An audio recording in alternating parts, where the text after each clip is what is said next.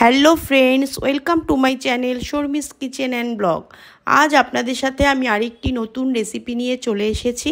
আপনারা নিশ্চয়ই সবাই ফিশ কবিরাজি, এগ কবিরাজি খেয়েছেন, কিন্তু আজকে আমি সয়াবিনের কবিরাজি তৈরি করব।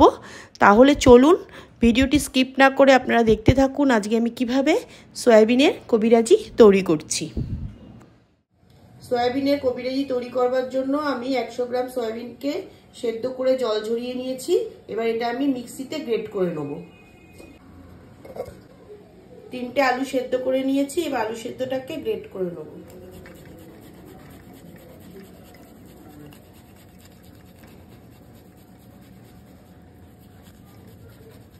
এবার আমি সয়াবিনের একটা পুর তৈরি করে নেব। তার জন্য কড়াইতে সাদা তেল দিয়ে দিয়েছি, তেলটা গরম হয়ে গেছে। এবার কুচনো পেঁয়াজ দিয়ে দিলাম। পেঁয়াজটাকে একটু হালকা ভাজা ভাজা করে নেব। পেঁয়াজটা আমার হালকা ভাজা হয়ে গেছে। এবার এর মধ্যে আমি আদা রসুন পেস্ট দিয়ে দিলাম 1-1.5 চামচ। আদা রসুনের পেস্টটা পেঁয়াজের সাথে একটু ভাজা ভাজা করে নেব।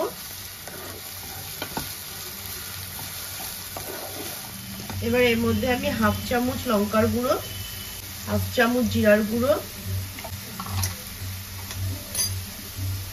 1/2 চামচ হলুদ গুঁড়ো, 4-5টা কাঁচা লঙ্কা কুচিয়ে নিয়েছি দিয়ে দিলাম। এবার সব মশলা ভালো করে মিশিয়ে নেব। এবার আমি এর মধ্যে সয়াবিনের পেস্টটা দিয়ে দেবো। এবার মশলার সাথে ভালো করে মিশিয়ে নেব।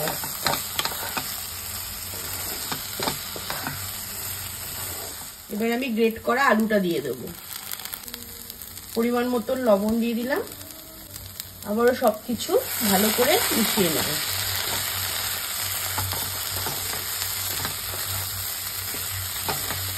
পুরটা আমার অনেকটাই হয়ে এসছে। এবার এর মধ্যে একটু কাশ্মীরি লঙ্কার গুঁড়ো, একটু গোলমরিচের গুঁড়ো, একটু চিলি ফ্লেক্স, একটু ধনেপাতা কুচি।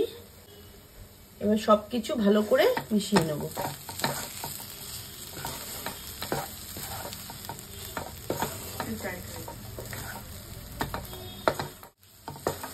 পুরটা আমার একদম রেডি হয়ে গেছে। এবার আমি নামিয়ে নেব। পুরটা আমি একটা প্লেটে ঢেলে নিয়েছি। এবার একটু ঠান্ডা করে নেব।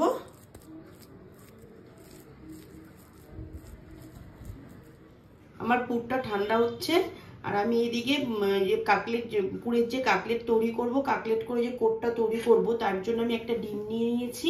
ডিমের মধ্যে একটু গোলমরিচ গুঁড়ো, লবণ দিয়ে দিলাম। এবার ভালো করে ফাটিয়ে নেব। পুরটা আমার ঠান্ডা হয়ে গেছে। এবার আমি এইগুলোকে কাটলেটের শেপে তৈরি করে নেব। প্রথমে একটু এরকম গোল গোল করে নেব, নিয়ে এটাকে একটু চেপে চেপে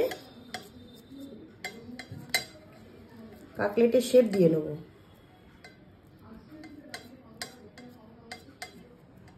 এভাবে আমি কাটলেটের শেপ দিয়ে তৈরি করে নিয়েছি। এর একই রকম ভাবে সবগুলোকে রেডি করে নেব। কাটলেটগুলোকে তৈরি করে নিয়েছি। এবার আমি এগুলোকে কোট করে নেব। কোট করার জন্য আমি এখানে প্যানকো ব্রেড ক্রাম্ব নিয়েছি, আপনারা নর্মাল ব্রেড ক্রাম্বও নিতে পারেন। আর এখানে একটা ডিমকে ভালো করে ফেটিয়ে নিয়েছি।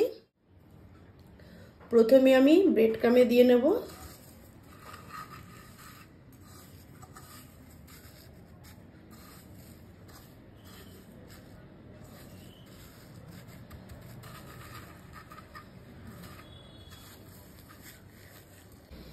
এবার ডিমের মধ্যে কোট করে নেব।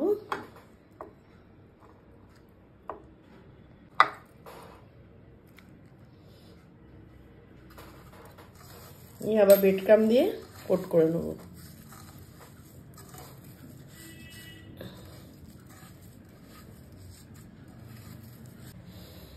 একটা আমার কোট করা হয়ে গেছে। এরকম একই রকম ভাবে সবগুলোকে কোট করে নেব। কাটলেটগুলো আমার সব কোট করা হয়ে গেছে। এবার আমি এগুলো ভেজে নেব। কাটলেটগুলো ভাজার জন্য আমি গ্যাসে প্যান বসিয়ে দিয়েছি। এটা গরম হয়ে গেছে।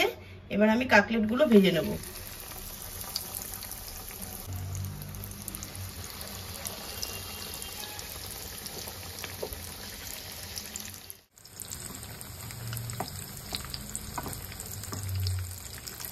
এক পিঠ ভাজা হয়ে গেছে, এবার আমি উল্টে দিলাম। কাটলেটগুলো ভাজা হয়ে গেছে, এবার আমি তুলে নেব। কবিরাজিগুলো তৈরি করবার জন্য আমি এখানে দুটো ডিম নিয়ে নিচ্ছি। দুটো ডিম নিয়েছি, 2 চামচ কর্নফ্লাওয়ার,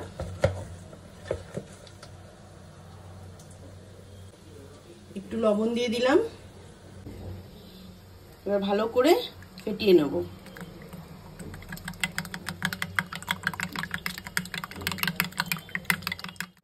এবার কবিরাজিগুলো তৈরি করার জন্য এবার আবার গ্যাসের প্যান বসিয়ে আমি সাদা তেল দিয়ে দিলাম। তেলটা গরম হয়ে গেছে, এবার ডিমটাকে এভাবে দিয়ে দেবো।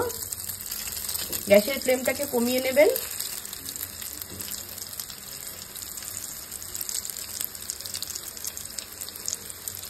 এবার কাটলেটটা এর মধ্যে দিয়ে দেবো। এবার আস্তে আস্তে ফোল্ড করে নিতে হবে।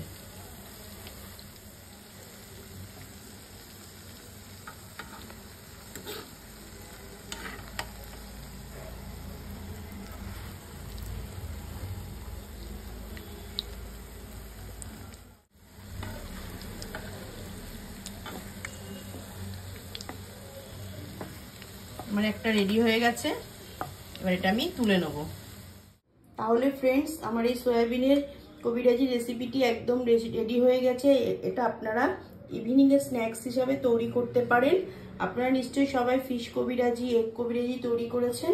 একদিন এই সয়াবিনের কবিরাজি তৈরি করে দেখবেন, খুবই ভালো লাগে খেতে। আর আমার এই ভিডিওটি যদি আপনাদের ভালো লেগে থাকে তাহলে লাইক, কমেন্ট, শেয়ার, সাবস্ক্রাইব করবেন। আর পাশের বেল আইকনটিকে ক্লিক করে রাখবেন যাতে নেক্সট কোনো ভিডিও ছাড়ার সাথে সাথে নোটিফিকেশন পৌঁছে যায়। ভালো থাকবেন, সুস্থ থাকবেন। আবার দেখা হচ্ছে নেক্সট ভিডিওতে। টাটা।